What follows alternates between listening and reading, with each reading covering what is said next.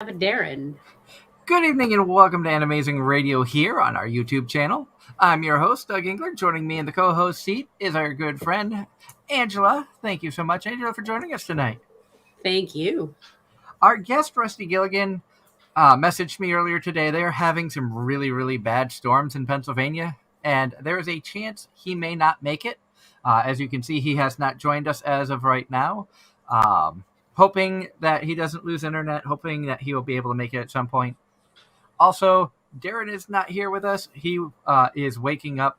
He had a very long day, and hopefully he will be joining us shortly as well. Until then, we want to make sure everybody pays attention to our sponsors. Please support our sponsors who support the show. Home Circle Media for the latest and greatest in anime gear, everything from pens, pencils, stationery, and officially licensed art books. Be sure to check out homecirclemedia.com today or look for them at an upcoming convention near you. We're also brought to you tonight by Casey Fox for all of your artwork, cosplay, and photography needs. Be sure to check out Casey Fox, that's KAYCIFOXX, on Facebook and Instagram. We have a lot of stuff going on this week. Had a very busy week this past week. I was busy doing some stuff, and you were busy doing some things as well, trying to drum up some future guests for the show. And we have a big announcement that's going to be coming up in just a little bit. Yay! And this is really exciting because unlike what happened in the past, the last time that we did something like this and it fell through, I don't think this one's going to fall through. At least I'm hoping not. Positive. But we are really excited. For those of you who are on our Facebook page, you already know the announcement. I am going to bring the page up. We are official sponsors of Poutine in Pennsylvania. That is going to be going on at the Camelback Resort in the Poconos. So really excited about that. This is their official page, as you can see here. Some of the guests that they already have announced. They also have a maid cafe that's going to be on hand, which looks really cool. We're waiting to hear back from them about when we can have one of their staff on to talk about Poutine. They also have a con that they do in New Jersey as well. So I'm thinking some of the pictures of the cosplay and events you see here, some are Pennsylvania, some I'm guessing are New Jersey as well. That looks like Atlantic City. Yeah. Atlantic City or Wildwood, New Jersey with the boardwalk in the background. Some really cool cosplays.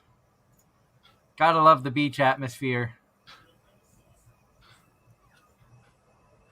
That's probably Atlantic City because there's no buildings like that on Wildwood unless they've changed since the last time I was there.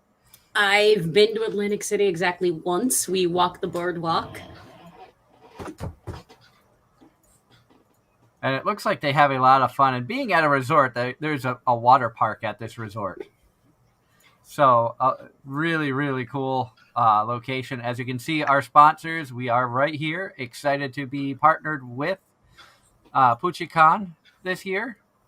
The dates on that are May 14th and 15th. We will be out there the 13th, 14th, and 15th. So a lot of good stuff going on. We are excited about working with them. Unfortunately, Angela, I think you said you're not able to get the time off to join us for that. It's not really realistic. Too close to other things, plus with the location, it's just inconvenience in the way of getting there. Yeah, and that's 2 weeks before our big con with Anime Boston, where there's a lot of focus going on there. Still monitoring their page for any guest announcements, monitoring it for when the press passes go up for the press application to see if we can get press this year. So fingers crossed that we can do that. I did put in for some panels at both Poutine and Anime Boston. Probably we'll be doing at least one panel. We'll be doing some live broadcasting from our table at Poutine. So definitely keep an eye on our Facebook page. We'll be announcing times and things like that. We might even do a live panel podcast as well. which could be a lot of fun to have a big group around. Maybe even pulling up some cosplayers for quick interviews and things like that. Who knows what will happen? There'll be definitely some interesting stuff that weekend. And even if Angela can't be there in person, I'm sure there'll be some times that we'll be able to have her join us on the air. As far as Darren goes, who knows? He needs to be awake. If he's going to miss the show, do we just do all Pokemon again? Oh, God, here we go. I'm going to give Mario a shout out because he did say good evening in the comments. Good evening, Mario. I hope you're having a wonderful night. Again, our guest, Rusty Gilligan, is experiencing some severe weather in his area. Don't know if he is going to make it or not. I did try to reach out to a few other people who are not available tonight, unfortunately, but hopefully we'll be able to get some of them on the show in the future as well, including our friend Megan Shipman, who I know, Andrew, you wanted to talk with her since she voices one of your favorite characters, Maple. Maple is just best girl. And Syrup is best partner? Mascot? Best mascot? Best, best supporting pet? Either way, that's one of my favorite, doesn't take itself seriously, just fun, no consequences shows. There are a lot of good shows out there like that. And, since we are kind of improvising, going off the cuff tonight, until we have Darren on or Rusty can join us, it's a lot of good shows have come out this season. Now, comparing winter 2022 to winter 2021, I don't have as many shows as I'm paying attention to this year as I did last year. Last year, I think I had 15. I don't remember how many we had for winter 2021. That could have been the season we skipped entirely. That could have been the season we had like 9. But I will say I have been keeping up with How a Realist Hero Rebuilt the Kingdom. That one had, like, the first half of the season, the first 12 episodes, a good storyline, a good build-up, a lot of action. The start of the continuations, episode 13, 14, 15, have kind of mellowed out a bit. It's more of political mumbo-jumbo. We're a small nation. We are secretly going to team up with the big empire and try to help you guys out, even though we didn't sign on to the treaty, and a lot of hidden agendas going on to start off the continuation. I don't know if you technically call it season 2 or if it's a continuation of season 1. To me, it's still been entertaining. But in all honesty, I haven't been enjoying it thus far as much as I did the first 12 episodes. But that also could be because there hasn't been as much action. It's been more of character and story development. And I wouldn't even say they're filler episodes like you get with a lot of long-running series, where it's like, oh, we just need something to throw in for 2 or 3 episodes before we hit the next big arc. Or the obligatory exposition. But there are times shows will have entire episodes dedicated to exposition, like story dump, that feels like filler even though it's not. Mm-hmm.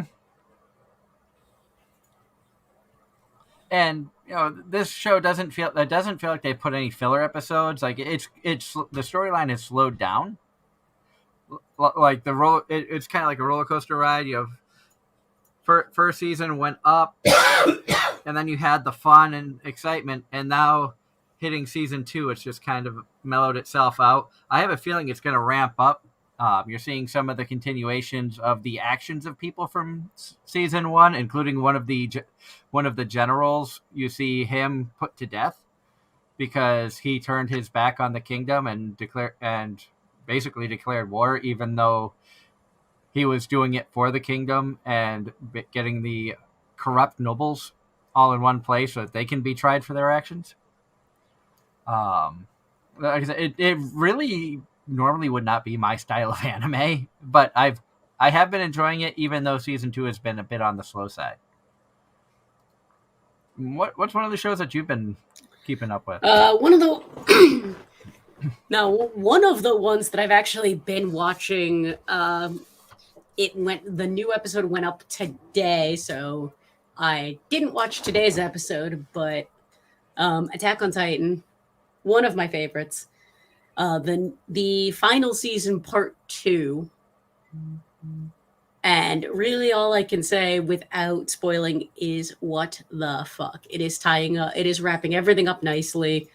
And yet they're still managing to throw surprise plot points at every turn. Like characters you thought were on one side or not, and who's really fighting who, and the mind games, the politics, if you will. And the action and the fighting is just, the fight scenes are awesome. I know you like your good fight scenes. I like action adventure. But I also, they're wrapping it. It's looking like this is going to be a good end. Now, another show that I've been watching, and I bring this one up because I literally just finished watching a video that CDog VA put up, because he had the honor of going to a voice acting school. Yep. I watched that. And voiced one of the characters from this next show. She professed herself pupil of the wise man. I thought you had talked about that anime before when we watched that video. I have been watching this in dub because this is the only anime that I know of right now that Funimation is dropping English dubbed at the same time it's getting dropped in Japanese.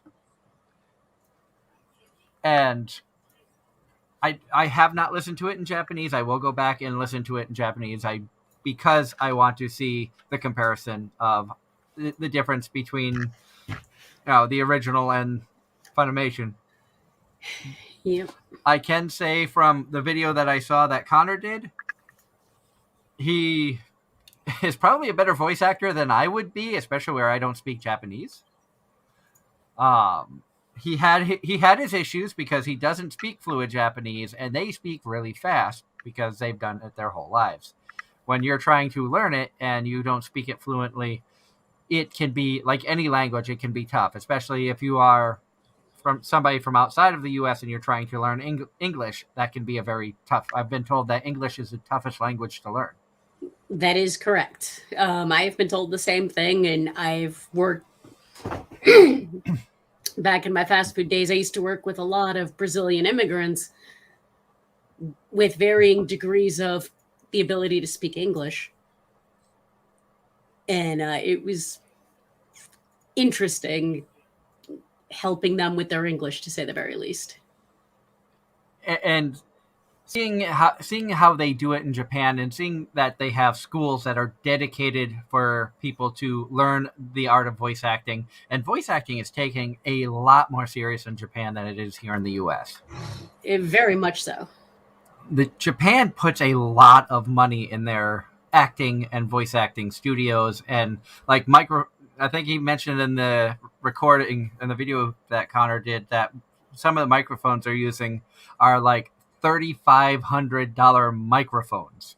Yep. And this is high-end equipment, and it's amazing. It gave me a whole new appreciation of the process that goes behind the scenes of producing these shows that we enjoy, whether it's in Japanese or English dub or whatever language that you may watch your anime in, because it gets dubbed in multiple languages all around the world. And the work that they do is unbelievable. It's mind-blowing to see how they, especially in the Japanese culture, where one reason that I think one reason a lot of people prefer subs to dubs is because pre-COVID, you could have 10 voice actors in the same room, depending on how much they were recording. And they just rotate around on four microphones so that they can play off each other live as it's happening. And it's just, it's, they said it helps to save time because of so many shows being recorded. B, when one person is doing really good, it lifts up everybody else, and the performance just gets that much better, as opposed to I go in a booth and record something. 5 hours later, Angela goes into the booth, records something. She's got to listen to a little bit of what I did and then try to play off of that. But me going in first, I have to count on the director to portray what he's expecting me to do. So it's a bit different in the U.S., especially now with all the home recording and things like that. It's amazing the quality that's out there, knowing a lot of voice actors are recording from home studios and stuff.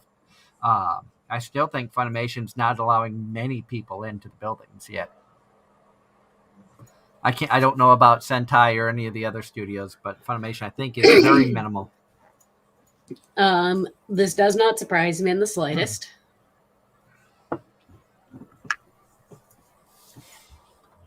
But getting back to the anime itself, off the first episode, and I said this the other week, I wasn't sure what I was going to think about it.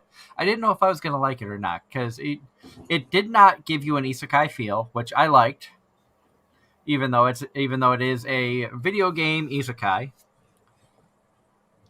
You got an idea of, this old man who, the old wise man, part of the 9 elite guardians of this, town. And then episode 2, it kind of jumps, and you now see this little girl. And you're like, who is she and where did she come from? And why is she wearing the same clothes as the old man?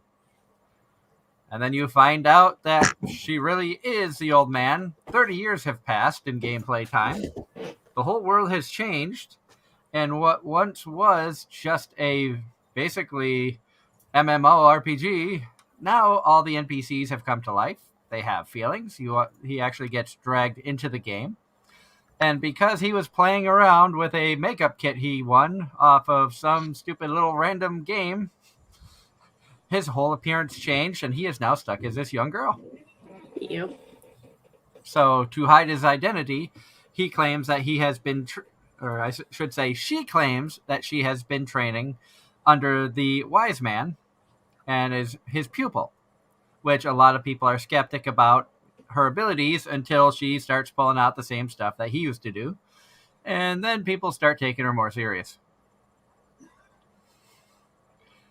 The series itself actually has been entertaining. I have enjoyed it thus far.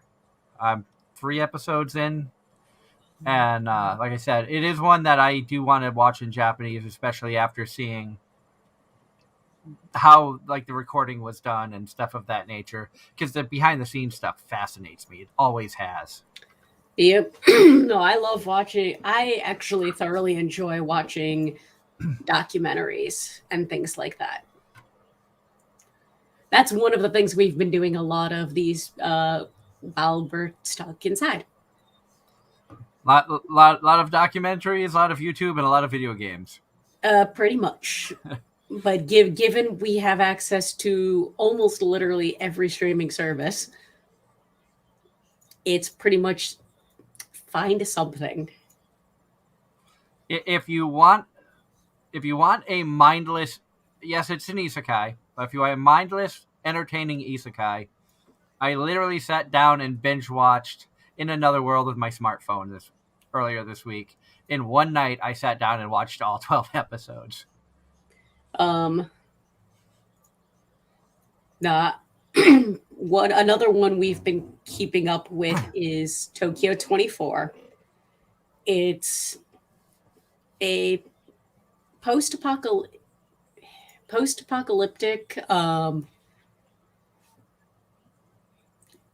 these 3 kids were really good friends. There was an accident that happened, and this elementary school burned down. And this girl that they were friends with died in the building collapse. They couldn't get her out in time. But But one of the things they get into is that this dead girl had basically called all three of them and gave them, this is basically the gave them a scenario with two options. Do you stop? Basically, there's someone who's going to get run over by the train. Do you get the girl out of the way or do you stop the train? It's post-apocalyptic, and basically each of these and the three friends basically have to save the world, if you will, by making choices or not making choices. Interesting. It's a psychological anime.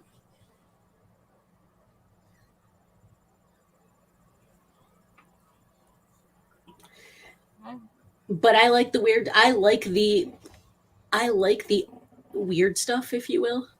Yeah. Which I think is one of the good things about bringing you on the show, and I know we've mentioned it before, is your taste in anime is so much different than ours.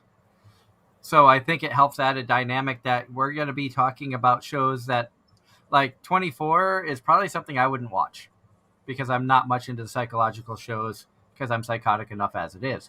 But That's 100% fair. No, we've talked about some of this. You tried watching Attack on Titan, got like one episode in, and absolutely hated it. Yep, and that's fair. I'm not going to say I hated it. I knew off of one episode it was not my style of anime. I did not give it enough of a sample size to say I liked or hated it. I'm just know off of one episode. A, I didn't care for the art style. B, I didn't care for the storyline off of the first episode. And I'm not into that style of anime typically. As my wife puts it, I am more of the girly style anime, slice of life, comedy, harem.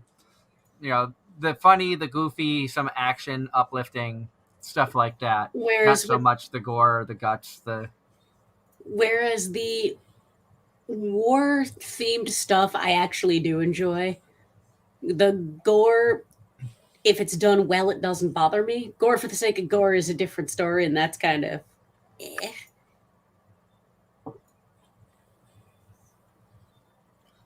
And I do try to broaden my viewing of different shows. There are shows out there, like I said, under normal circumstances, I would not watch Realist Hero. But again, like last week's show, talking about, there's a cute character. What is this character? How is she involved in the show? I started watching it and got wrapped up. What were you going to say? I cut you off there. Sorry. No, it's more along the lines of, I did that one season. One of my friends hosted basically a Sunday afternoon. Hey, let's get a group of people together in one room. And this was before COVID. So, you can safe to have like 10, 15 people in a room with a big screen TV. And we just did pretty much every new anime pilot that was not a season 2 or a continuation. Some were good, some were trash, and some were okay, whatever. That's kind of an interesting idea, actually. Sit down and watch the first episode of every new show coming out and see if that's something, what grabs you and what doesn't. Exactly. It turns out a lot of my friends like isekais. You are far from the only one, but I know. I am isekai trash. I am not. And it's funny because I don't necessarily like the traditional girly stuff. I've tried. There's not a lot of it that stuck. I'm also very, very picky about comedy. Yeah. One of the I'm in the minority on this one, and one of the very few anime I could not get through 3 episodes was One Punch Man. I tried. I get why people enjoy it. I didn't enjoy it. It was not for me.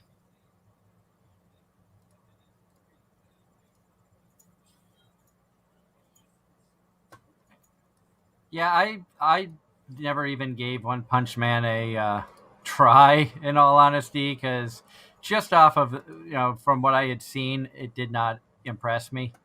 And this, I'm pulling up a screenshot here. This is In Another World with my smartphone. Season 2? I didn't even read that I don't think that there's a season 2. Mario, if you're still out there in the chat room, can you confirm if they're doing a season 2? They should do one. But these are the characters. What is the date on this article? October 15th, 2019. So then either A, it was announced and then announced and delayed by COVID, or B, announced and nothing's been done. Yeah. And in this harem anime, the main guy here is basically struck by lightning. Like the show starts off and he's sitting down at a table talking to God, and God is like, yeah, I was playing with some lightning bolts, accidentally dropped one. Sorry about that. It hasn't happened in a few weeks. And he's sitting there like, well, what's done is done. Can't change it. And so God, he's like, so are you here to judge me? And God's like, oh, heavens no. I'm going to reincarnate you, but I can't send you back to the world you came from. So I found a world that's comparable. Is there anything that you would like in the new world? He's like, can I bring my smartphone? It's like, wait a minute, that's kind of pointless because I have no way of charging it. And God's like, oh, I'll give you magic and da-da-da-da-da. And next thing you know, he's walking down the road in this new world that he knows nothing of.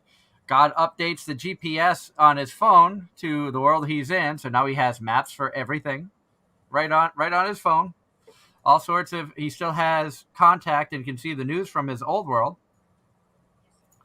Because he's wearing the clothes that he was killed in, a tailor, a man who owns a tailor shop is going by, stops, basically kidnaps the guy, gets him a whole new set of clothes and pays him for the clothes he's wearing.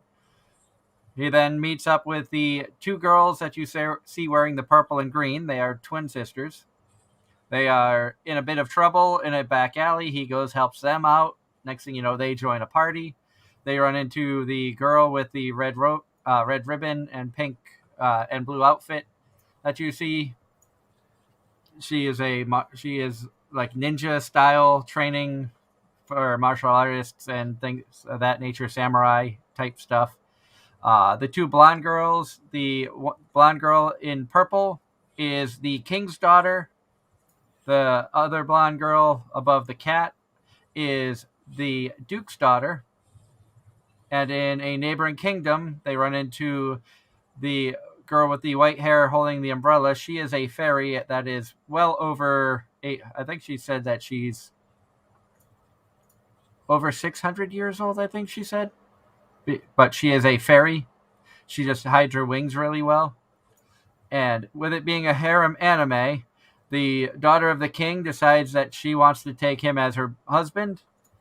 He declines at first, saying that he's too young. So they order her to travel with him for 2 years until he becomes of the age that he feels comfortable marrying. And if in those 2 years she cannot change his heart, they will honor his wishes. A whole bunch of random stuff. I don't want to spoil too much, but apparently at least 4 of the women in this picture in the storyline will eventually become his wife. Interesting. Definitely a comedy harem. It's a lot of fun. The characters are kind of cute.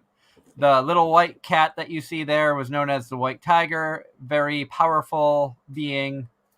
Not easily tamed. Destroys many, many creatures, humans, beasts alike. Because of his magical power, he subdues the White Tiger. Decides to take on the little kitten form because it's cuter and more friendly when he's walking around town than the big tiger. And that as some people may remember if you've been a long-time fan, that was my introduction to Marissa Lenti's work, being like, I need to find out who voiced this cat, and we've had her on the show multiple times. Basically, you find because of this cat. It definitely was an entertaining show to sit down and rewatch, and I might say it's one of my guilty pleasure shows. It's not a show that I would constantly go to, but if I want something just goofy or stupid, I'll just be like, I'm just going to watch this. No, I don't. I get emails from Netflix fairly regularly with Netflix thinks you would like this show or see what we just added. One of the things that just went up is what they're calling season 4 of Sword Art Online, which is at least which is quite far behind what's on Crunchyroll. But for those who are watching anime through Netflix, the most recent season of Sword Art just went up, is either just went up or will be going up in February. And the Alice arc is arguably best arc. As I said on the show before, I started off watching SAO, and I'm like, this seems interesting. I like the concept. It turned into a romance anime with, Kirito and Asuna, and I was like, you lost me. I cannot watch this. And I stopped. Skip ahead to Gun Gale. Like, skip the romance arc. All right, we have commentary. HH says, One Punch is supposed to lampoon the common OP and fighting tropes of heroes by literally not exaggerating how ridiculous everything about them are. Costumes, names, powers, backstories, ...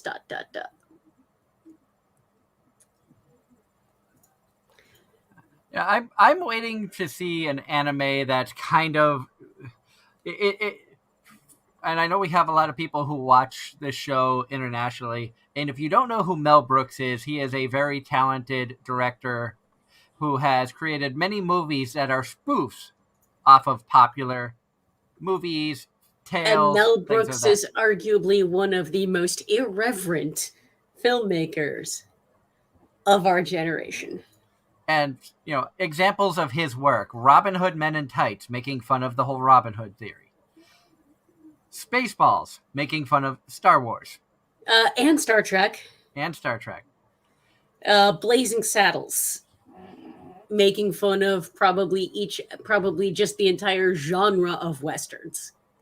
So I would love to see an anime, and I would love to see an anime come out that is a Mel Brooks-esque style anime, or even a series that makes fun of, put one out that makes fun of shonen, put one out that makes fun of mecha, put one out that makes fun of isekais, put one out that makes fun of harems, put one out that makes fun of the sports animes.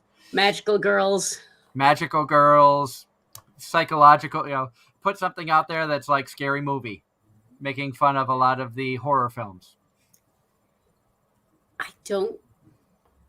Unfortunately, I don't know if a Japanese studio could do that. I feel like that would have to be written by like an American or a Brit. I mean, it would be neat to see. And I know that they took the isekai world and decided, let's isekai the isekais and make Isekai Quartet. And Isekai Quartet was actually really good. Granted, I had not seen 3 of the 4 isekais in that. HH is saying there's a new English translation of the smartphone manga. The first season was great, despite the harem aspect. I like the harem aspect, but then again, I like that style of show. I think what I liked about the harem aspect was the girls were all in agreement that they, once they finally admitted to having feelings for him, they were all in agreement that they were fine as equals being married to him. I also like the fact that he's from a monogamy world where it's like, no, multiple wives. Oh, hell no. You know, the princess is 12. I definitely can't do anything there. She's too young. And like he was very, very back offish from the get-go on a lot of stuff. Plus, you could tell he's, 15, 16 years old in the anime. He doesn't even understand himself, let alone feelings of romance and stuff of that nature. So he's really awkward. And I'm not going to say he's the densest I've ever seen in a harem anime, but he's probably top 5.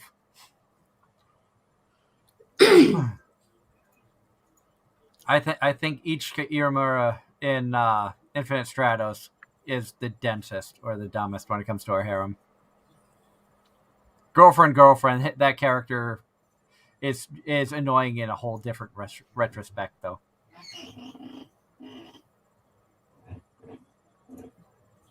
But other shows that I have been watching, in fact, I need to catch up on my Dress Up Darling. I did finish episode 3. I think episode 4 might have dropped yesterday, so I'm behind on that. I've been enjoying it. It's a lot better than I thought. And ditto. I'm only up. I've only seen 2 episodes of that. And I will say, waifu material from that show of definitely probably number 1 waifu of winter 2022 of the shows that I'm watching and of all the characters I have seen thus far. And after 3 episodes, I put her S tier in front of Holo and 02.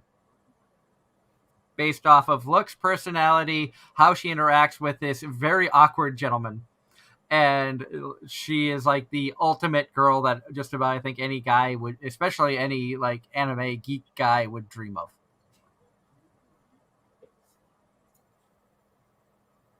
Especially where she's a cosplayer.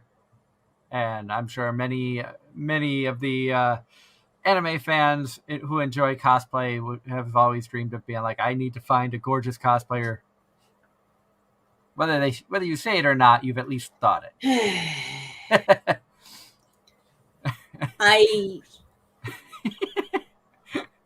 I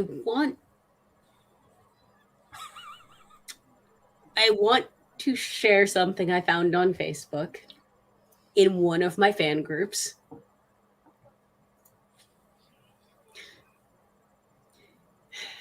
But it's not my story to tell.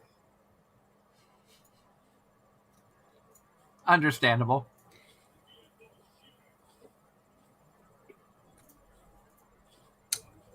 I'm just going to leave that one there because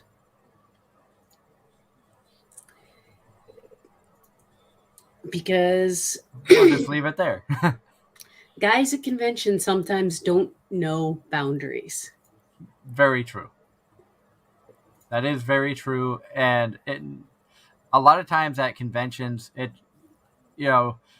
guys that don't know boundaries aren't always the attendees. They could be people like Anime Boston. I have friends who have been almost assaulted in cosplay walking from the grocery store to the hotel because people in the city of Boston, not knowing what's going on, seeing these girls dressed up in costumes and trying to hit on them, flirt with them, pick them up, and getting belligerent when they get shot down. Which I've said many a times on the show, if you ever see us at a convention, me, my wife, I know Darren feels the same way, Angela, I know you feel the same way. If you ever feel threatened and you see us at a convention, come up to us. Even if you don't know us, we want to make sure that everybody has a good time and that you feel safe. Come up to us, act like you know us, let us know the situation, and we will help you however we can, whether it's getting staff, law enforcement involved, whatever. We will do our part to help make sure that everybody out there has an enjoyable time. Yeah, no, at cons, I've always been kind of the big sister, mom friend.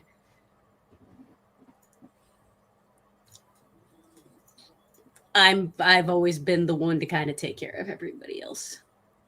So definitely. So that definitely stands.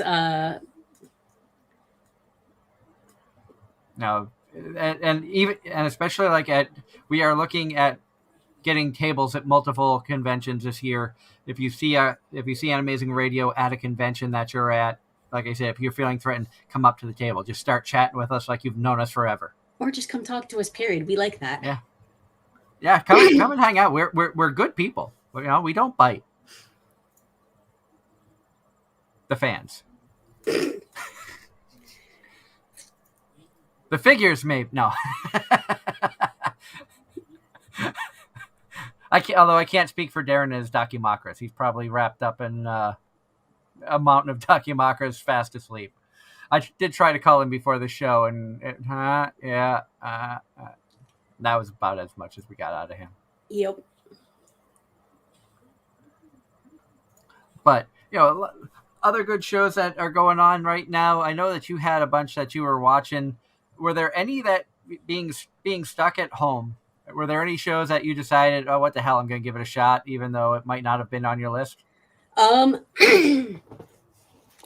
We've actually been doing a lot of,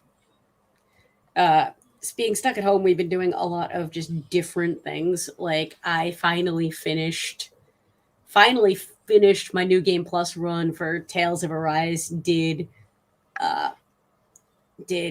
all of the side quests that I wanted to. Didn't bother with the 100% completion because fuck everything about that. And fishing. So did that. We've been watching a lot. We've been catching up on a lot of YouTube stuff. We actually watched a Tokyo Lens video that was all about the Japanese fascination with butts.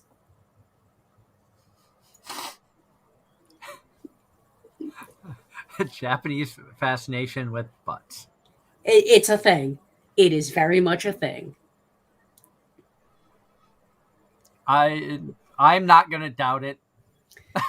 to the point where he ordered a cake shaped like a butt, and the end of the video is him eating the cake. This is a thing you can do in Japan. Why does that not surprise me? Hence why I'm sharing this with you, with everybody.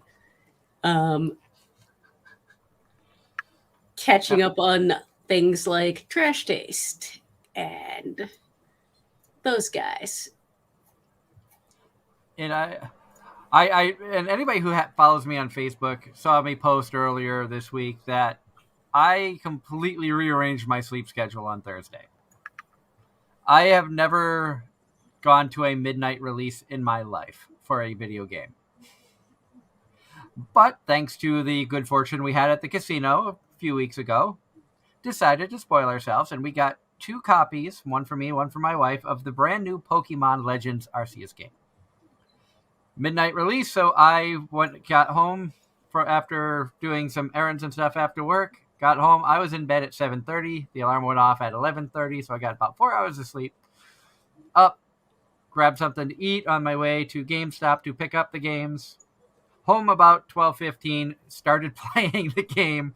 About 3:30, I went back to bed. Up at 7 for work, and I can honestly say, beyond the shadow of a doubt, after putting probably 12 to 15 hours into this game, between basically Friday morning, barely playing it at all yesterday because of being gone all day, and playing it a good portion of the day today, this is probably the funnest Pokemon game I have ever played in my life. I love the open world RPG. It's basically Pokemon meets Legend of Zelda, the most recent one that they put out, where it's open world. You have different side quests that you can do. And this is all Pokemon themed, and you're discovering new areas. In each area, you're finding different Pokemon. And each Pokemon, you have a page that you have to catch 25 Pokemon. You have to catch up to 20 Pokemon without being caught. And each time you hit a level, you complete like a phase in that page for that particular Pokemon, whether it's a Bidoof or Eevee or Pichu or whatever. And as you progress, you gain levels. Instead of beating gyms, you're a researcher for a corporation. And as you progress in your research, you gain stars instead of gym badges. So in basically 3 days of playing the game, I'm already up to a 4-star level, which means I can control Pokemon up to level 50. So it has been very entertaining. I have been playing it like crazy today. That's why I spent probably at least 50% of my awake hours doing. The Switch almost ran out of battery, so I had to charge it for a while, and then of course got to take care of the kids, and we did some shopping and stuff today. So, but definitely, if you're a Pokemon fan, you need to get this game. It is. I will recommend it to anybody, and I have no regrets of losing sleep Friday night or Friday morning to play this game. It just sucked me in, and I didn't even know 3 hours had passed until the clock went off for 3 a.m. I thought, when I first heard the clock, I thought it was 1. I looked up, it said 3. I'm like, I didn't hear it go off before this. That's a sign of a good game. That's why, like earlier when I was telling you about it, Ange, I was like, I spent this much time on it, and I didn't have a whole lot of time to play it. Yeah, no, I love RPGs. With video games, that's kind of my jam. I have my games that I've said it before, Tales of Arise, I've put well over 100 hours in. And that is not the first. Now, next up on my video game queue for the time being. And this is a screenshot that I took of the game, so it's a little tough to see being on the phone. But it's your typical Nintendo graphics, so it's not as fluid as like Legend of Zelda, the newest one that had come out, some of the other games that are out there. It still has the very Pokemon feel with the pixelations of some of the characters and stuff, but it is fantastic. The gameplay is smooth. It's wonderful. The background scenery, the movement of water, you see breeze blowing leaves around, you see dust kicking up on the beach and stuff. It's really a lot of thought went into this. Now, my next video game is I've actually got Chrono Trigger queued up on Steam, because that's an old classic that I never actually played. And since I can't go anywhere for the foreseeable future, why not? Nothing wrong with that. And it's good that you have the games that you're able to get back into, or games that you've wanted to play that now you have the opportunity, because pre-COVID, we'd never have time like this to sit down and binge an anime or get really involved in a game, because being adults, we have jobs, bills, responsibilities. Well, that's exactly it. Assassin's Creed Odyssey. Assassin's Creed, one of my favorite video game franchises. We had pre-ordered Odyssey, or probably applies to both. We pre-ordered them. I have literally put 100 hours into multiple Assassin's Creed games, but it was in 2 or 3 hour chunks. Like after dinner, I'd play for like 2-3 hours at best, go to bed, and I would do this a couple nights a week. And then it would, over the course of, because I'm also a very hyper social person by nature.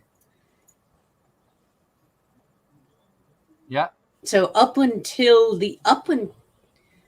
pretty much, if it's nice, before COVID times, if the weather was good, I was off doing things with people. I live in the city. There's always stuff to do. And subsequently, it's just like, now it's like, I can put 100 hours into a video game over the course of 2 weeks, as opposed to, 2-3 months.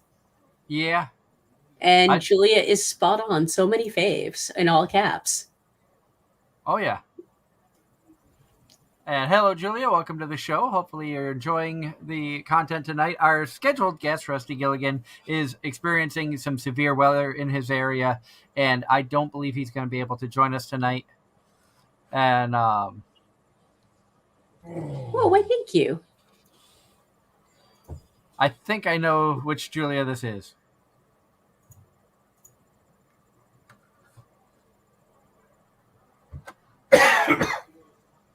But I'm not 100% sure.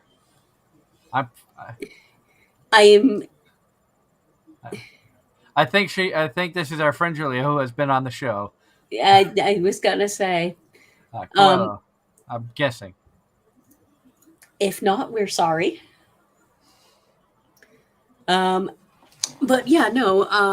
On that note, hopefully Rusty. Hopefully Rusty is safe. And yes. Yep. I'm not going to say that. I am not either. We love you, Julia. Lots of love going out to you. Very much so. We hope you're doing well. We would love to have you come back on the show with us again at some point in the near future, because nobody can make a show as entertaining and exciting as you can. That's for sure.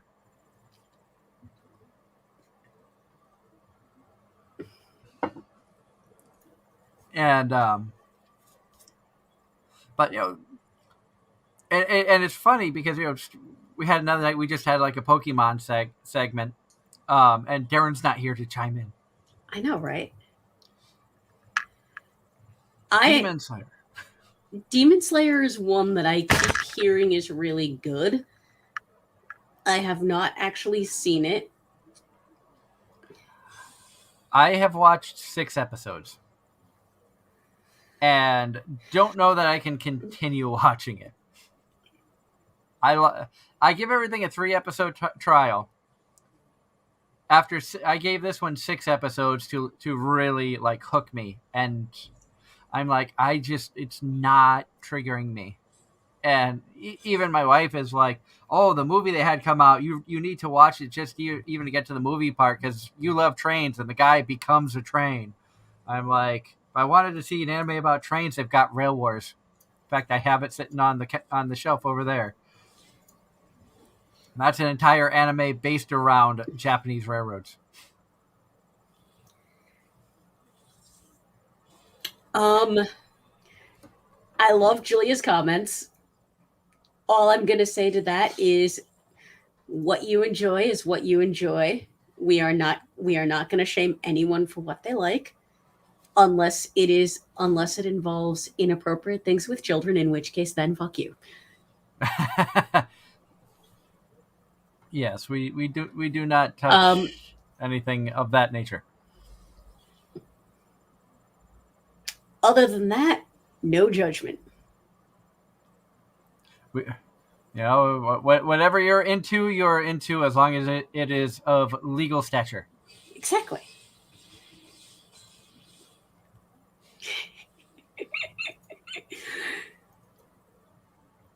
And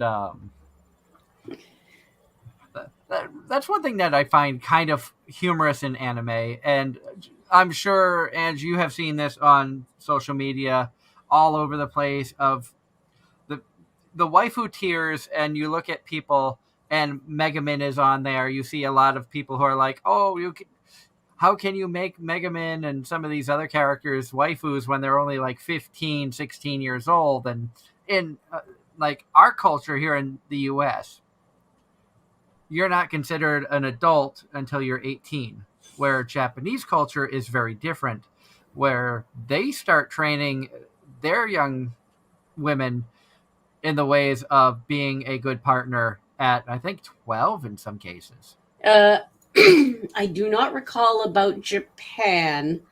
I do think you are correct. I do know for a fact that is the case in China. And that there is precedent for that going all the way back to, well, before the 1800s. So History. I took a lot of history classes in college. And subsequently the Asian history is the stuff I actually enjoy. Anime logic. She's not 16, she's 300. Which pocket dimension did she come from? I mean, if you look at Senko, she's an adorable little fox. She's 800. If you look at certain scientific or a certain magical index, the teacher looks like she's 12, but she's actually an adult in her 40s, I believe. Finding an age for her was really, really difficult. In fact, I still haven't. They said they're guesstimating around 40, 41 for Tomoe. Oh, as Mangadeo? The little teacher in Index and Railgun. Oh. As Mangadeo is another one where there's the female teachers look like they're not much older than the students, and the creepy old male teacher looks like a creeper.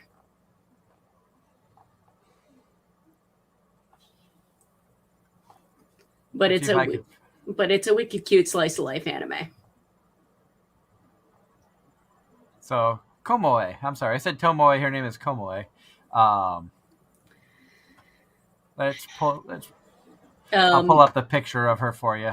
Actually,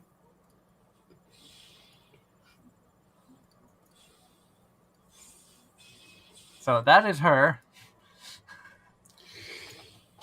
Excuse me. She looks like she's 8, and she's the teacher of the class. Yep. There are many scenes that in the anime you see her drinking something like this.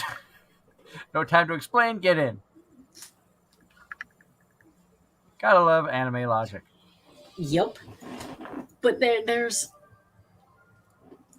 the culture differences in media. There is. Like,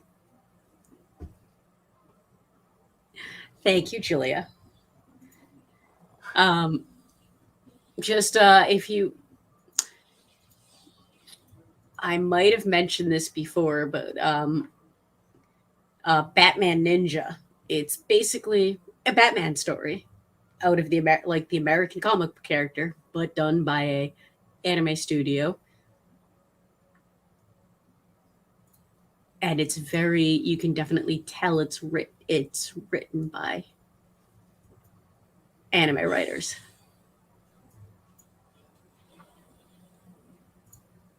A lot of anime logic in there.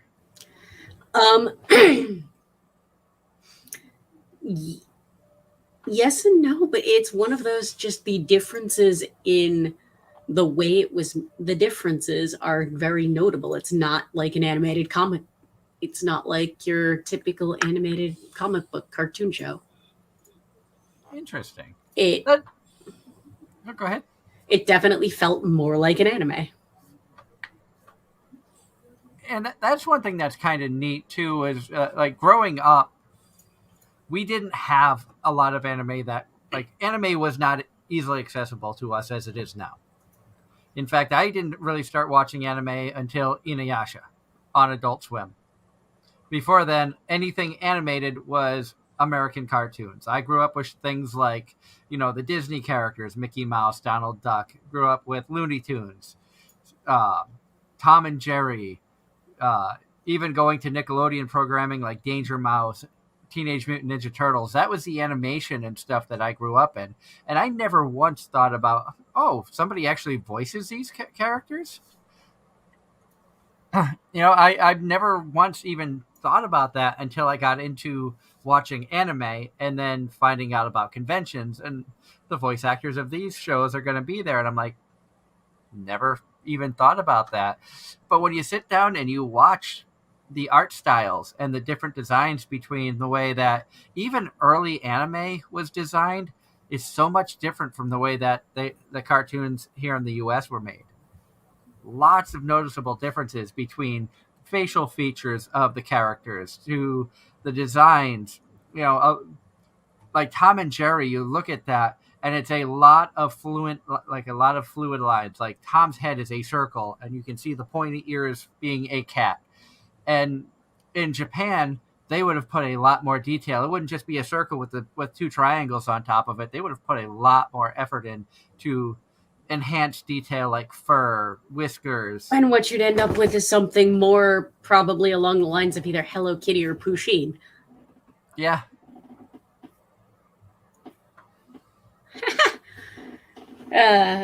Julia is sharing comic stories.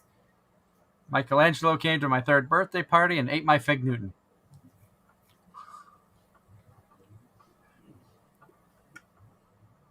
Now, why is it that I think that it was the other way around? She went to his party and ate his Fig Newton. But that's just knowing Julia. I'm more surprised Michelangelo didn't eat the pizza. Yeah. Which that just reminds me of one of my favorite moments from the Ninja Turtles movies is when I think it was the second movie when they're sitting there trying to mix this concoction to turn Rocksteady and Bebop back into the little snapping turtle and stuff. And they're sitting there with a blender mixing it, and Michelangelo walks up and he drops a pizza right into the mixture. And they just kind of look at like and I don't know why it just was absolutely hysterical to me. Yep. It's those stupid moments that just, hit you in the giggle box. Yep. No, and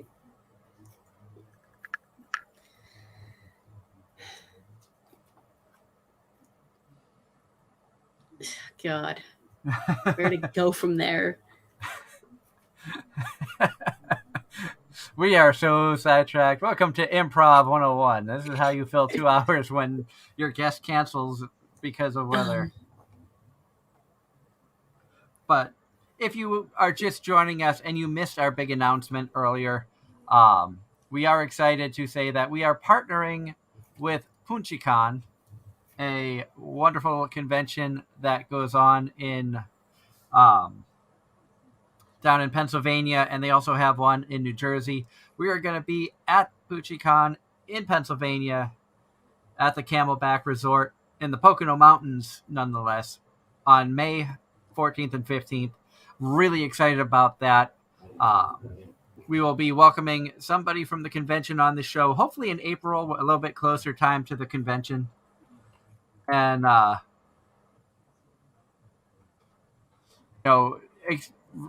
really, really excited about working with them. They haven't announced any guests as of yet, but this is a convention, like I said, that we have teamed up with. We are a proud sponsor. We have donated a couple of prizes to them, including one lucky winner will win a guest co-host seat for a future voice actor interview.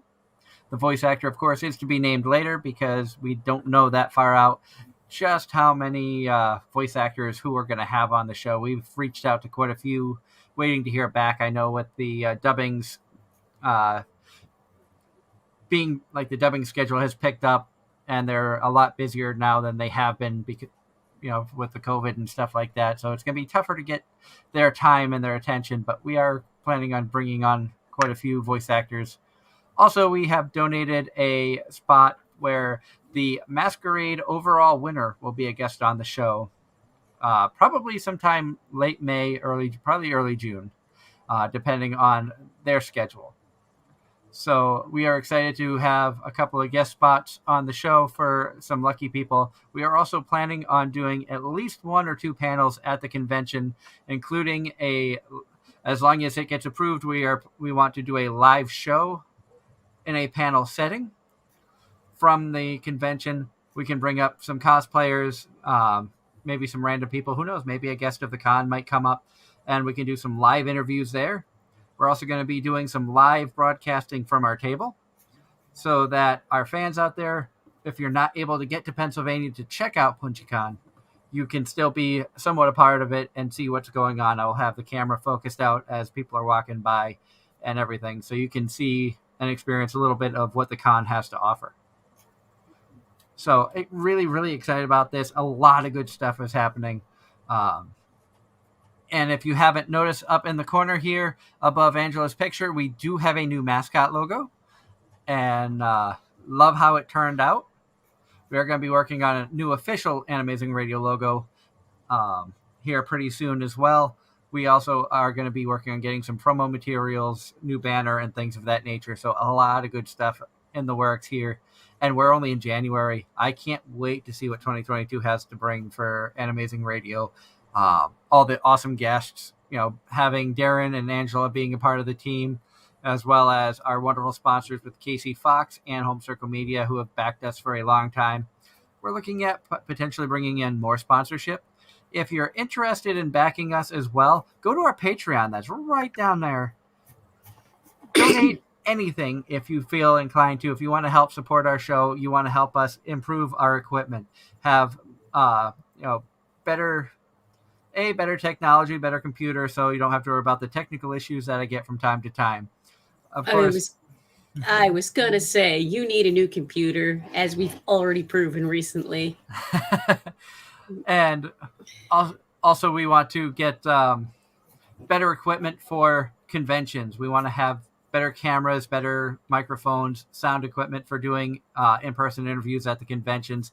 As you can see on our channel here on YouTube, we do have a lot of voice actors and a lot of cosplayer panels and interviews that we've done at Kineticon, Anime-Zing, many other conventions as well. We want to get better quality stuff up there. We want to continue to grow the quality. We want to continue to grow our guests, and we want to continue to increase our fan base so that all of you amazing people out there who take the time to watch our shows and support us, if you want to help us out, like I said, the link is right down below my picture. Just go to patreon.com/Anime-Zing Radio. Anything helps, whether it's $1. Big thank you to those who have already contributed. Really means a lot to me. And if you can't, just share, tell people about us, like the videos, subscribe to our channel, all that fun stuff. And also, we still have our 200 subscriber giveaway that's going on. Last subscription count, I think we're at like 107, 108. So once we hit 200 subscribers, one lucky fan who is a subscriber to our channel will get a chance to sit in the guest co-host spot as well for a voice actor interview, which means you could have a chance to interview a voice actor for 2 hours. Sit down, have a nice chat in a relaxed atmosphere with one of your favorite voice actors. How cool is that? You don't get that every day. You don't even get that at the cons. So a lot of times at conventions, you get an hour panel, but you're there with hundreds of other people. An autograph session, you have 2-3 minutes tops talking to them while they're signing. And then you get shuffled off so the next person can go because their line is a mile long, especially at something like Anime Boston. So, definitely... we love giving back to the fans. We love giving back to the community.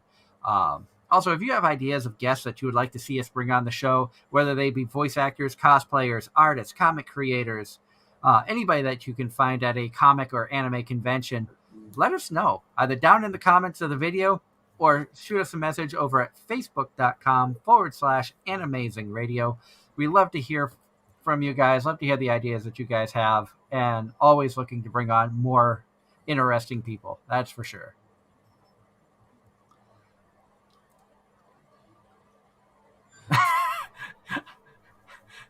I read a comment in chat and now I'm just sidetracked. I don't even want to know.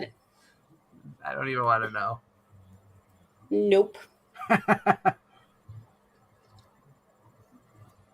But now, getting back on the topic of anime, another show that I've watched, and there's been a lot of discussion on whether or not this show is a winter 2022 or a fall 2021 anime. Because I think it was supposed to come out 2021, but it's getting released now. And that's World End Harem.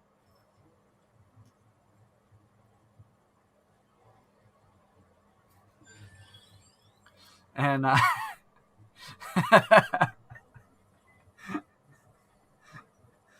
Oh, Julia, we love you. Don't ever change. Don't ever change. If you want to know what's getting me so sidetracked, you've got to come and join us live here on Anime-Zing Radio. You've got to come into the chat room. You know, some of the conversations that go on in the chat room are priceless. Yeah, you can say that again. And Haru, I would appreciate it if you did not dig claws into my leg, especially if you want your airtime. Aww. Just tune in for Haru. Yes, of course, she is named after the cat from My Roommate is a Cat.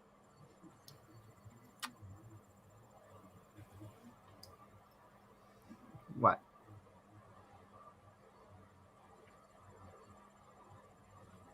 I know you want your attention because you're boop the snoot. Okay. Boop, boop. She doesn't like that, but there you go, Julie. I booped the snoot for you. And now I got sidetracked again about No, and let's see. Oh, World End Harem. I started watching that one. And that's a story of a guy who contracts a disease and has to be cryogenically frozen for up to 5 years, they say, until they develop a cure. After 5 years pass, they thaw him out, and while he was frozen, another disease struck the world and killed off 95% or 99% of the male population. It was only men who died from this disease. Women were not affected. The only surviving males were basically the 5 people who were frozen because of contracting this disease 5 years earlier. Somehow have an immunity to the disease that has killed men, and so they become man's last hope. So they are basically a high sought-after commodity and have free range to sleep with, and they are expected to sleep with many women. I've only seen 2 or 3 episodes of the show, and you have seen 3 of the supposed 5 men who were supposed to wake up, and they're doing them in stages. And the main character that they're following, he doesn't want to do anything with any woman until he finds the girl that he loves, that he said goodbye to 5 years earlier, who now when he comes back into the world is missing, and they can't find where she's at.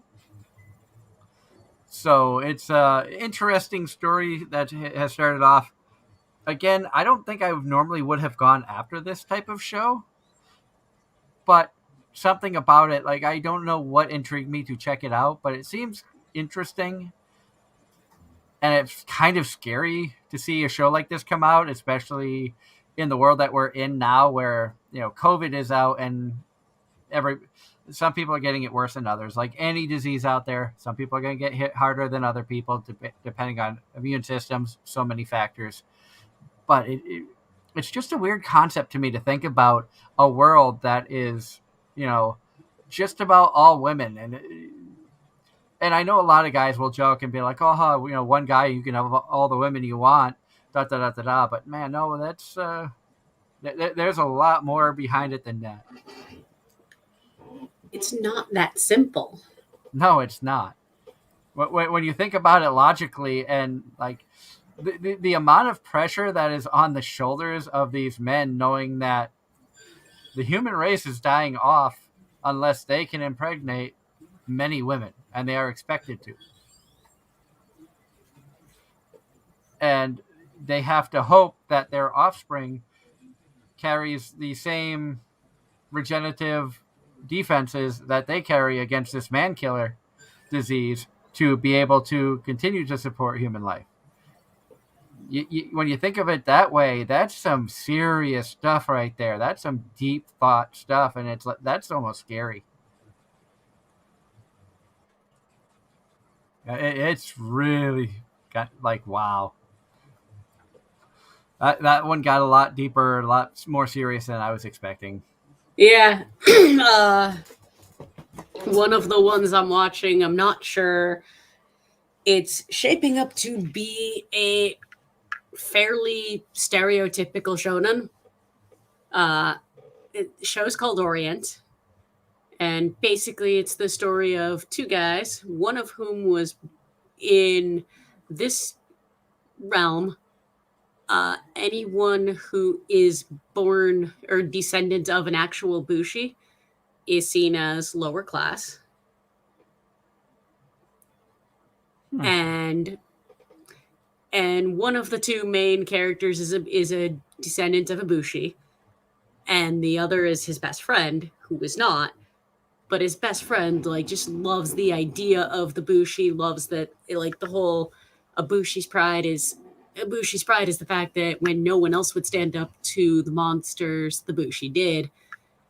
And lo and behold, so the friend goes to learn how to be a miner, and is basically using a giant pickaxe that's bigger than he is as a katana.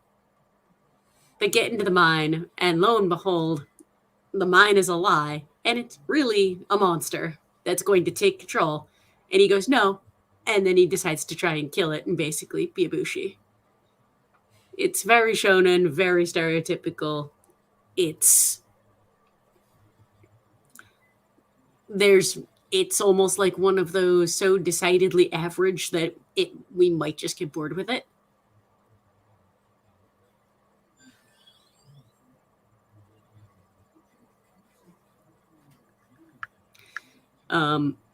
But after 2 episodes, they fight a monster. It's fun. And needless, in case it hasn't become obviously apparent, I have an obsession with weapons. And Lord knows there are plenty of different anime style weapons. Precisely. Like a giant pickaxe that's big, that's probably twice my size. That's fun. You have that. You can go to Soul Eater, where soul turns into a death scythe. So it's a death scythe that takes on a human form. Yep. Panty and stocking, where their underwear turns into weapons, whether it's a gun or swords. Kind of love anime logic. Yep. And I'm just gonna say hello, Lawson, because there's a comment. So yes, big hello, Lawson. Thank you for tuning in tonight. If you're new here, hit that subscribe button, hit the like button. It lets YouTube know that these are good videos. Let people come and check us out, see what we do here. We do have a lot of fun on the show. Even on nights like tonight, where we were supposed to have Rusty Gilligan joining us, unfortunately, due to weather, he was unable to. Last I heard, he is doing okay. They are stuck at home, but unfortunately, don't know if he has power currently or not. So that is the main reason that he's not with us, not joining us tonight. We will reschedule Rusty in the future. You can count on that, because he's always good to have on the show. We always have fun chatting with them. Other shows that are going on, like a lot of season 2s and stuff. Are there any shows that are coming out in 2022, looking ahead, that have you excited? If it ever does come out, a new season of Bo Fury. Allegedly, it's due out this year at some point. I am trying to look through here on my anime list. I know in spring we've got Data Live Season 4 coming out, which I'm excited about that.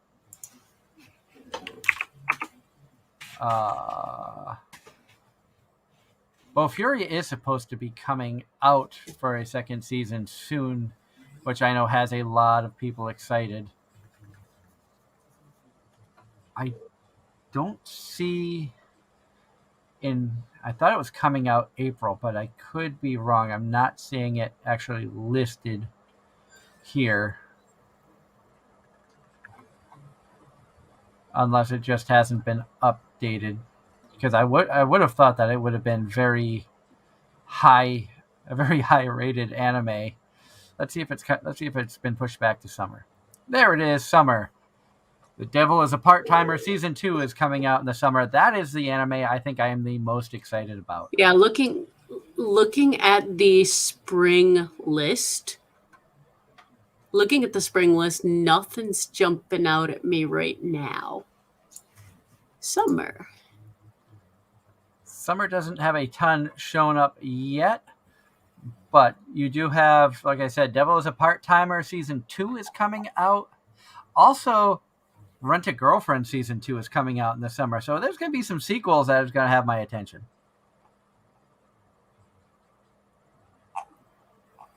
Wait a minute. Where did you see Bo Fury? No, Bo Fury is supposed to come out, but I'm not sure when. That might be fall. Oh, boo. Overlord Season 4 is expected in November. Chainsaw Man is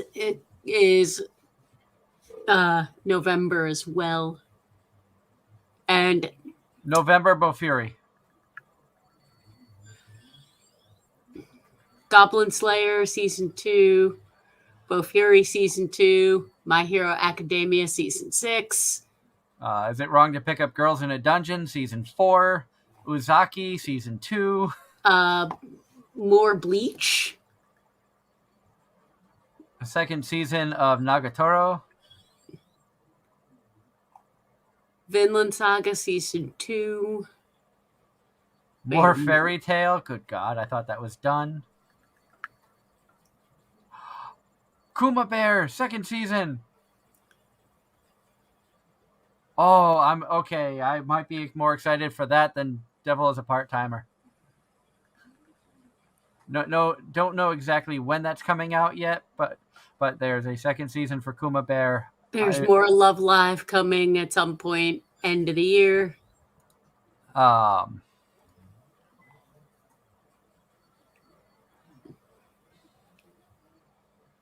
By the Grace of the Gods Season 2 is going to be coming out towards the end of the year, so that actually was a better anime than I expected. That was one I kind of watched on a whim and was really, really taken back and enjoyed. Going further down, Rail Romanesque, second season.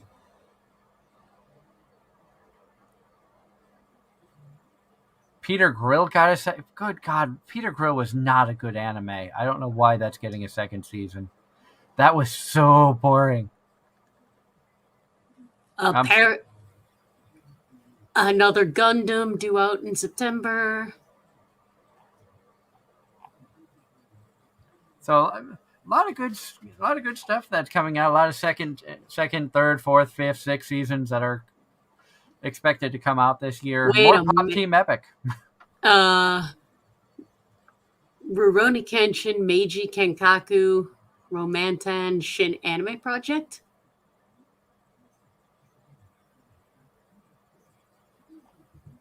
So more Rurouni Kenshin coming out later this year. Killing Slimes for 300 Years is going to get a second season. Ooh. You can see the difference in our anime taste. I'm excited for like Killing Slimes for 300 Years, and you're Rurouni Kenshin going, ooh. No, I'm oohing at Cyberpunk. Even still. It's Cyberpunk Edge Runners. It's done by... It's based on... It's looking... Okay, This is looking like it's basically an anime based on the video game Cyberpunk 2077. It looks it, but it's done by Studio Trigger, which means I'm gonna actually watch it. I come back from looking at my anime list to see the chat, and Julia, you are hysterical. Please hit subscribe. They won't return my family until you do, Lawson. Rusty is amazing, unfortunately, like we said, due to weather and the big storms that have come up. Julia's, you guys can't hear me saying yuck over some shows getting more seasoned. Like My Hero. Hey, My Hero is fun. I will admit I got 4 seasons. I started season 4. I watched up to the start of season 4 before they lost me. I have realized that I do not have the attention span for a long, drawn-out shonen series. Fairy Tail, I somehow managed to get into the hundreds. Fairy Tail. I won't Fairy even Tail, start Naruto, Bleach, One Piece, because too many episodes, I don't have the time or the energy with too many other shows out there to watch. Bleach is one back in the 2000s I tried. But this gets into kind of how accessible anime was back then. We're talking circa 2005-ish. And basically, my buddy had a bootleg DVD of Bleach that was a fan sub. And the subtitles were so bad because it was clear that the person doing it, English was not their first language. It was so bad I couldn't watch it. And going to Anime Boston the following year, trying to find it in the dealer hall, I found complete box sets for seasons 2 through 7. But no season 1, and season 1 was out of print. Of course. Subsequently, guess what I have yet to actually watch? Bleach. Which is sad because I know I will enjoy about 80% of it.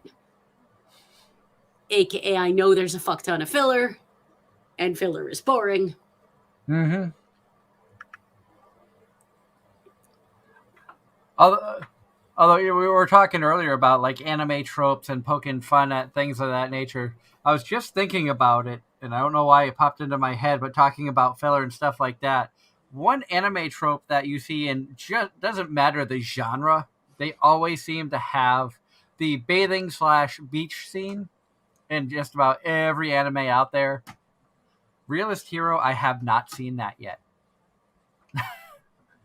There's like 15, 16 episodes of it out, and I have not seen like the bikini girls in swimsuits like every anime goes to. To be fair, Sword Art only did the bathing suit episode as an in-between, basically recap season 1 into, it was either season 1 into season 2 or 2 into 3. It was basically Like an OVA? Yeah. And it was the girls all got together at a pool because it was summer, and it was basically them filling in the one girl that hadn't been around of what happened to date. Interesting. But that's the only time you ever see it. But it's still there. But it is still there. That's one, like, and with Realist Hero, I've watched it in Japanese and in English, because once they started dubbing it, I went back to rewatch it to see if it was as good in English as it was in Japanese. And in my opinion, it is. I'm enjoying it both Japanese and English dub. There are shows out there that I can watch one way, but not the other. There are some shows out there that, depending on the episode, it's better in Japanese or it's better English dubbed. A show like Hagani, I have no friends. Season 2, there's one episode in season 2 that Sister Kate gets introduced by way of passing gas. And in Japanese, the translation comes out to, "Oops, I farted." In English, they had the voice actress go, "Whew, that was a wet one." Which, to somebody with a sense of humor of a 5-year-old, I found it funnier in English than I did in Japanese. However, there's another scene where they're on a roller coaster, and Rika, who is basically a scientist girl, they're getting ready to go, just off the chain, getting ready to go down the first big hill, and in Japanese she says "fuck yeah," where in English it said hell yeah. I'm like, no, it was so much better in Japanese because even the Japanese voice actor said the F word, clear as day, and I'm like, that was so much better in Japanese than it was in English. The only anime that I have seen both, I've seen most of it in English. I've seen all of it in Japanese. Was As-Manga-Daioh, and I felt like the Japanese version was significantly better. Like we started off saying earlier, I think because of the way they record in Japan, especially pre-COVID, Well, it's made it sound so much better because it was a lot more fluid. It wasn't. I'm sure that's part of it. I'm also certain that part of it was the fact that for the English voice cast, one character, just the voice actors spoiled it for me. True. I can think of characters out there. Um, Like, have you seen As-Manga-Daioh? I'll be honest, I hadn't heard of it until just now.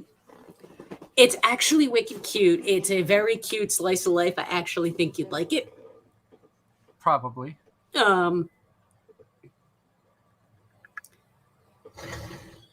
What are we both laughing at HH right now? I think so, and I think that would be so much fun. Agreed. But one of As-Manga-Daioh is a very cute slice of life. It's your stereotypical high school. It's a high school girls, and there's one transfer student from Osaka. And of course, all the girls nickname her Osaka. And in the English dub, they give her a very, very heavy Southern accent. And it's just so very wrong to me. Oh God. I know what you're talking about when it comes to accents because Sailor Moon is a well-known anime. And because of the song One Week by Bare Naked Ladies, I decided to check out Sailor Moon because I had never seen it before. Oh, God. I got 4, maybe 5 episodes in and was like, I can't continue to watch this. And because of one character, Sailor Moon's friend had a really bad, really bad Boston Bronx accent. And I just couldn't listen to her talk. And she had a big part early in the series. I don't know if she continued or not, but I was like, I can't keep listening to this girl talk. Despite having cosplayed one of the Sailor Scouts, fun fact, I have seen minimal Sailor Moon. That was one that I did because one of my best friends she absolutely loved Sailor Moon. And that year for Anime Boston, we'd each picked a series and we did matched cosplays. Her pick was Sailor Moon, and we walked around as Mars and Mercury. Were you Mercury? No. I will say I got up to Mercury. I was like, she's kind of cute, but the voice just like, no. No, I was Mars. I would have to go back and look to see what Mars looked like. I don't even remember what they all looked like anymore. Which is bad considering the fact of how popular it is and you see stuff everywhere, but usually you see Sailor Moon, not so much all the other. But we did that. And then the other one we did that year was from one of the Final Fantasy games. I mean, at least you didn't do Uranus.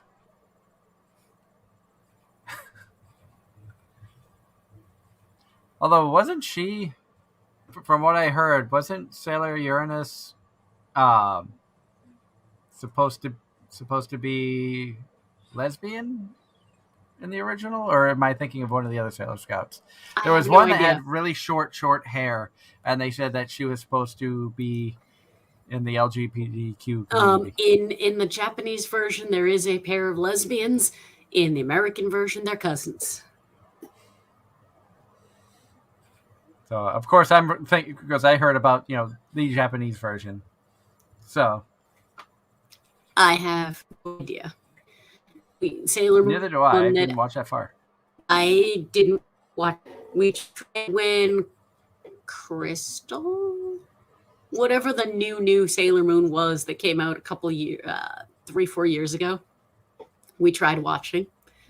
We got about 2, maybe 3 episodes in, and I just nope, done. Did not grab me at all. And another case where a voice just to me didn't fit the character in English dub. Familiar Zero is a series I really, really enjoyed. I wish they would dub seasons 2, 3, and 4. The voice acting in that was really good for the most part. The only problem I had was the voice that was chosen for the princess just sounded way too childish for me. Especially where she is supposed to become queen. It just, to me, it didn't feel like it fit the character based off what the character was supposed to be. When you think of royalty, nobility, things of that nature, and you hear the very childish voice that was coming out of it. And Negima was one that my wife couldn't watch because of the English voice choice. And not the actor. We really enjoy the work of Greg Ayres. Greg Ayres is a very talented voice actor. We love the stuff that he's done. I thought that he did a good job as Negi. My wife couldn't watch it because of his voice. Too screechy, too bad. And my husband has reminded me, the reason why we stopped watching the new Sailor Moon was because the voice actor for Usagi. Voice does not match character, like you say. And it's, nowadays there is such a plethora of voice actors out there competing for work in the anime industry, especially in the US. Where back when some of these earlier animes were going on, you had a small handful. And it wasn't like you look back at early Dragon Ball and you will see, Christopher Sabat's got 6 characters in there. Monica Rial's got a couple of characters. You'll see like one voice actor voicing multiple characters. Yep. Because they didn't have the big pool to pull from like they do now. And one anime that I actually watched in English and did not go back and watch the Japanese is Cowboy Bebop. I want to say, and that's actually one of the few older anime that the voice acting cast was very spot on.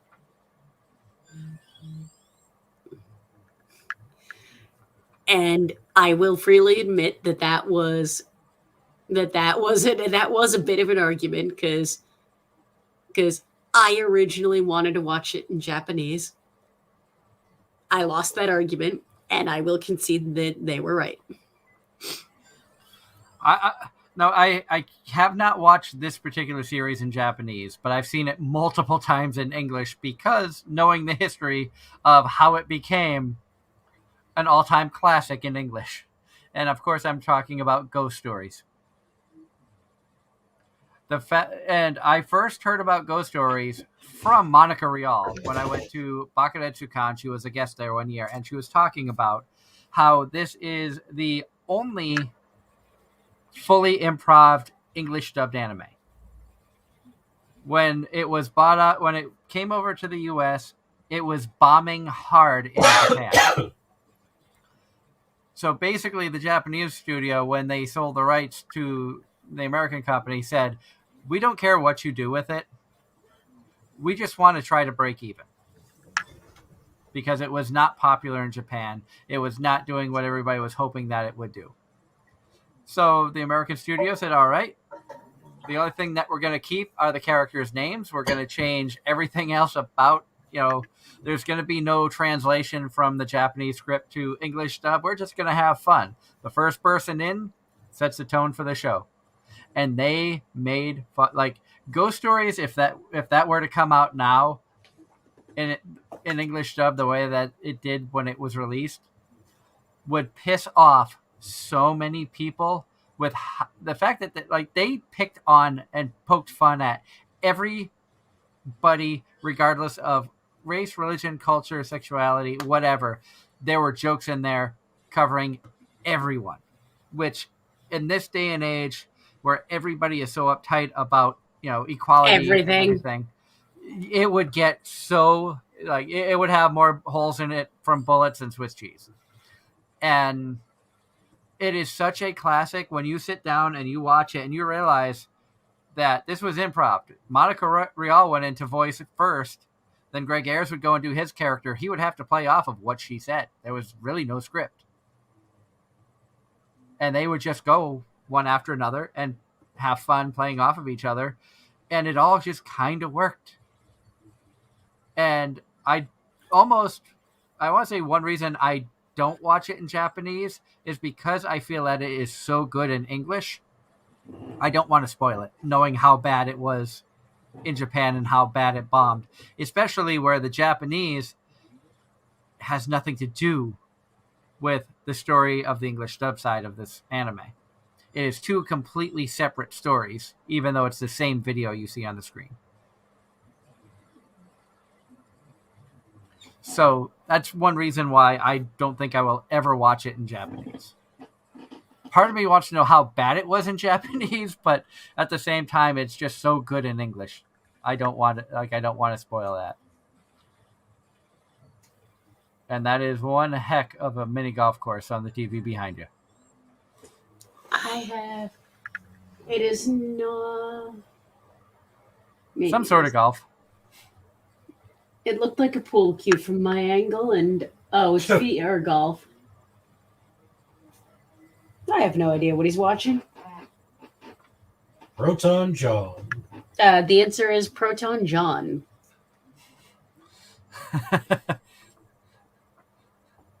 At least if we get sidetracked, there's something on TV to watch, Welcome to city living, where space is at a premium. Oh yeah. Now once again, the figure of choice tonight, because I didn't feel like moving stuff to go at the big cabinet of figures, is I pulled 02 down off the shelf, which, when you look back at the history of Anime-Zing Radio, our first ever guest was Tia Ballard.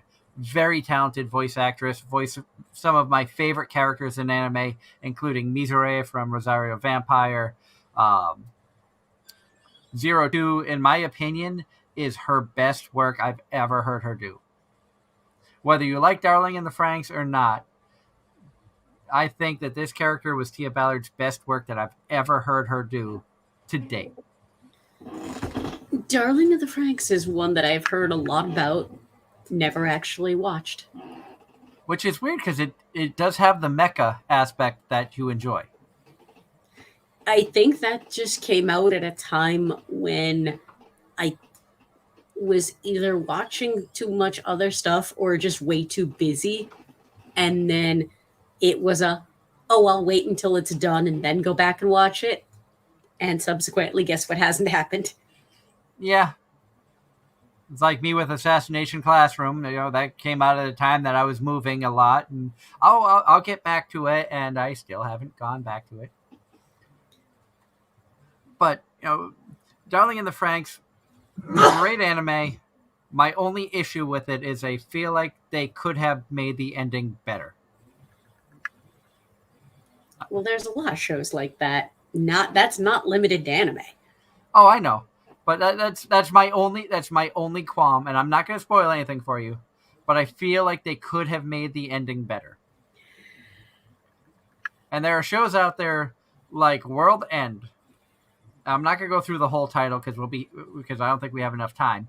Because it's one of those long light novel titles that are so famous out there now. God.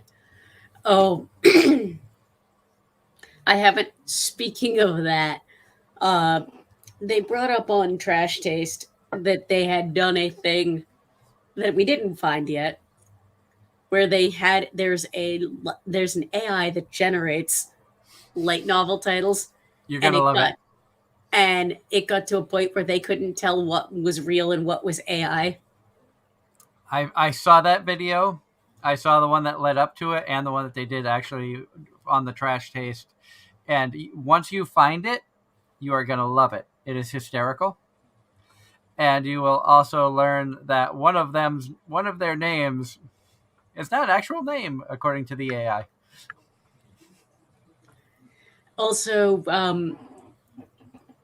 if you watched the recent Trash Taste with Chris Broad as a special guest, Oh, I have not seen that one yet. I need to. um, It's always fun when he joins them. well, they're going to do something. Chris has done stuff with Joey. He's done stuff with Connor. And the whole thing is, the running joke is he hasn't done something with Gart. Yep.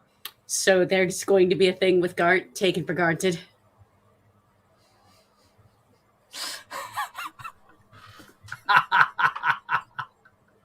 Oh my God, that sounds awesome. Exactly. That is really funny. And like I saw the video that they recently did where he brought Chris had to earn his way to the most expensive penthouse. No, that was that was Connor. Yeah, that was Connor. With the noodle bowls. Had to do the noodle bowl challenge, had to eat 100 bowls. I honestly don't know if I could do that, even though they're small sample sizes. Me and food challenges is just no. If I was younger, I could probably easily do it, but now I don't think so. Nope. 20 years ago, I probably would easily clear 100 bowls, maybe 120, because at least the serving sizes are really tiny. But I also am not good with chopsticks, so that would be a hindrance to me.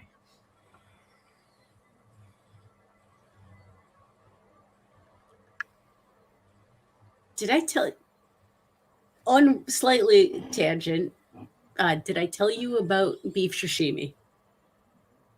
I don't think so. One of the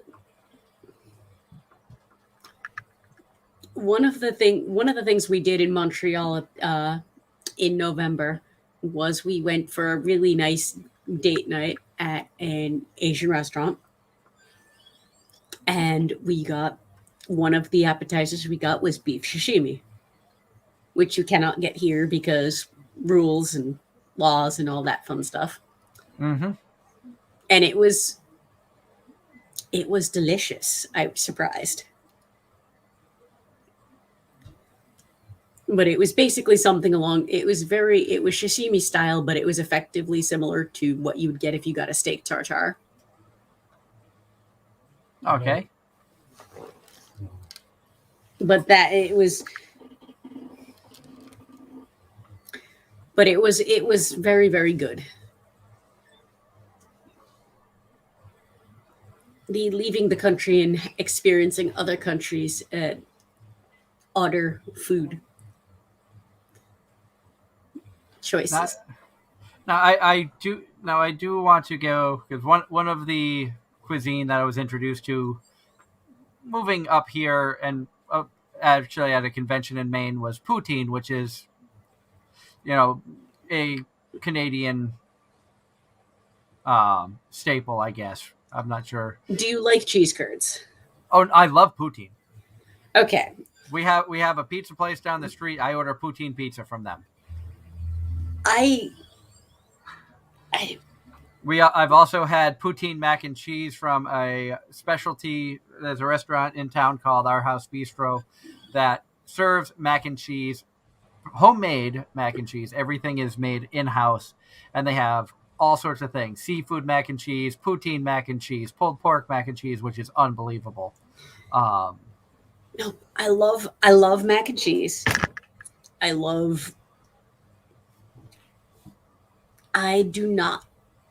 have tried poutine. I do not like poutine, and I know it is the fact that I do not like the cheese curds. That's okay. You come up here, we will bring you to Our House Bistro, and you can experience the amazing stuff they have there. Like the pulled pork mac and cheese is what I get every time now. And then I will and if there's like a seafood or a lobster, I will contemplate it and then decide no, because I can get that in Boston. There is seafood mac and cheese. After some lobster is the thing I will never get outside of New England ever again. Oh, I'm sure. Seafood, on the other hand, is different.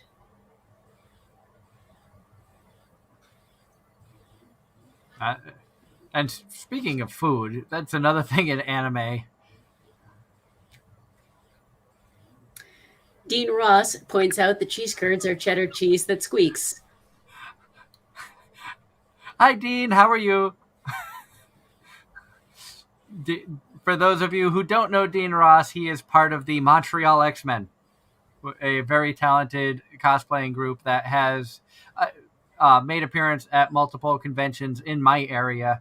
Got to meet Dean and Pierre and many of them, which we got to get you guys on the show at some point. We got to figure out when we can schedule all of that. Hope you guys are doing good. I know that there was no Plattsburgh Comic-Con last year because of the pandemic. I don't know if Sam's doing one this year. If he is, I hope you guys can come back out. Would love to get together and hang out with you guys again. Very, very talented. They do all X-Men based cosplays. Pierre does an amazing Wolverine. Dean is the professor in the wheelchair. I haven't really seen the X-Men, so I don't know all of them, but I can say that they do a phenomenal job. All of them associated with Montreal X-Men do an amazing job. Nice. So, next week, we don't have a guest currently lined up. The person that I was hoping was going to get back to me has yet to. So we may have a guest. We may not. We might move Rusty back a week. Who knows? We do have a guest coming up on Monday, February 7th. Sean Hainsworth is going to be joining us. We're going to be talking to him about the Kickstarter he's got going on for a new comic. So it's going to be a lot of fun. We found him through another broadcasting partner that we've started to cooperate with. What you can see up in the top here, the NSC Roadshow podcast tour. We have become affiliated with them. We are going to be passing guest ideas back and forth. Anytime that we have one of their guests coming on the show, we will have their branding up in the top corner here. And excited to talk with him and find out more about the Kickstarter he's got going on, more about the comics that are going on. That's a side of the entertainment stuff that we do that I don't know a lot about the comics, but I always want to learn stuff. And I love promoting people. So took a quick look at his Kickstarter. He's got a really cool one that's going to be going on. We'll be talking more in depth with him about that next Monday here on Anime-Zing Radio. Like I said, February 6th, we don't have a guest just yet.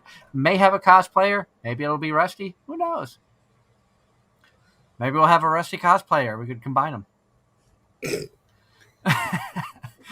Or maybe the stars will misalign yet again, and it will be 2 hours of random nonsense. Maybe Darren will be here. Who knows? That's become a rare treat lately. And we will give Darren hell for missing yet another conversation about Pokemon. And, but once again, we want to thank everybody for tuning in tonight. And, we've had a lot of fun talking about all sorts of nonsense. Thank you to everybody who has tuned in, all the comments in the chat. Thank you, Dean and HH and Julia and Lawson and everybody, Mario, for tuning in and hanging out with us, chatting. Really means a lot to us. If you're new to our channel, hit that subscribe button. It really helps us out. Our goal is hitting 500 subscribers by the end of this year. Help us hit that goal. We're going to do something really good. Haven't fully figured out what I want to do at the 500 subscriber mark. At 200, we will do a giveaway where somebody can come on, be a guest co-host for a future voice actor interview. because we love connecting fans to the voice actors and vice versa. So help us out by hitting that subscribe button. If you would like to help us out, we do have a Patreon. Head over to patreon.com/Anime-Zing Radio, the link that you see just below my picture. If you want to donate, please do so. We would love it if you could. If not, feel free to share the link. See if some of your if some of your friends would like to help support our channel as well.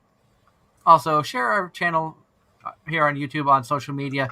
Bring people over, have them join in on the chaos and the fun of the random BS that is Anime-Zing Radio when we don't have guests.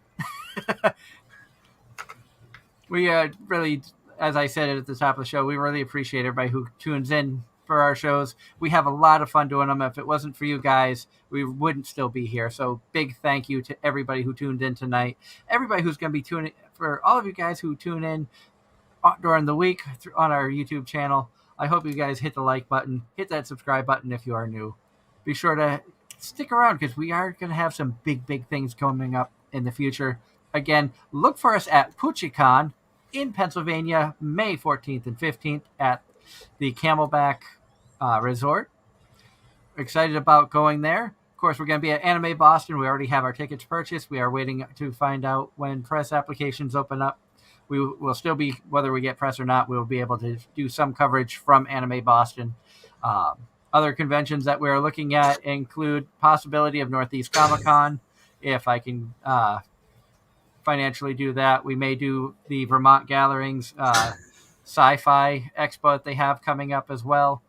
Keep an eye on our Facebook page. We will be posting dates of cons and stuff that we're going to be doing.